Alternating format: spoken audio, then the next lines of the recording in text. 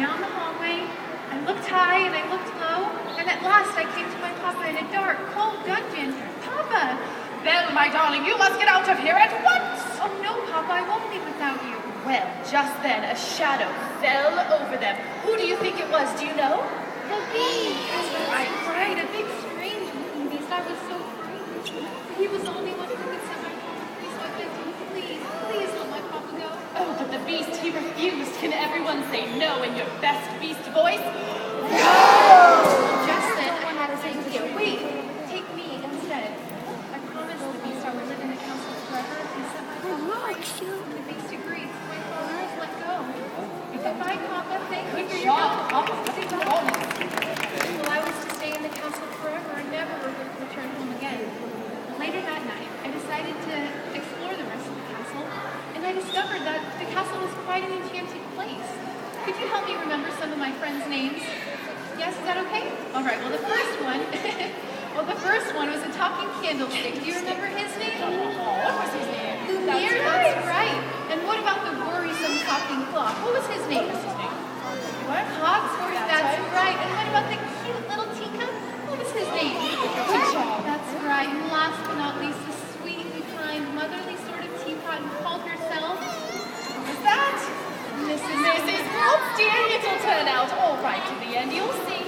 Well, she asked if they could do anything to make me feel a bit more comfortable. And I had to admit, I was rather hungry.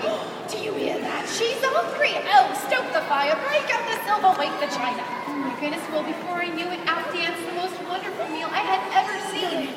And not only was the food delicious, but the forks and knives and plates and napkins all came to life and sang and danced while I ate and ate to my heart's content. All right, everyone, clap along with us. Here we go. We are guests, but our service to the guest. Clean it up, we want the company's best. We've got a lot to do.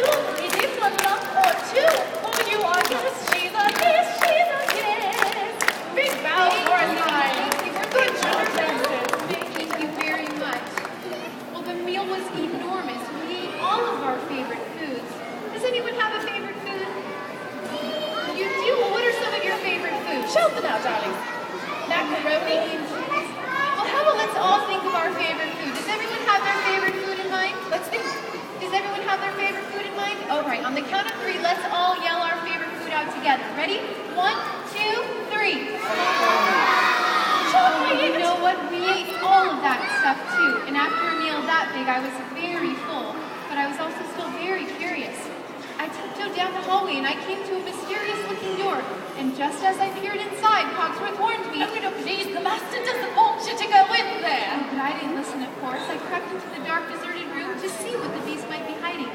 And I couldn't believe what I saw. It was unlike anything else in the castle.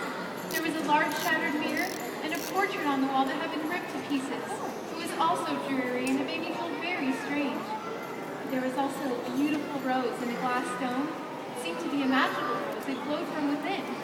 Well, just as I moved closer to examine the rose, all of a sudden from out of the shadows... Oh, the beast jumped out with the most terrifying roar. Can you all show me your best beast roar? Yes, I was so frightened. I forgot about my promise to stay, and I took the leap and ran away as fast as we could. Off we go. But we didn't get very far, as before we knew it, we were surrounded by a hungry pack of wolves.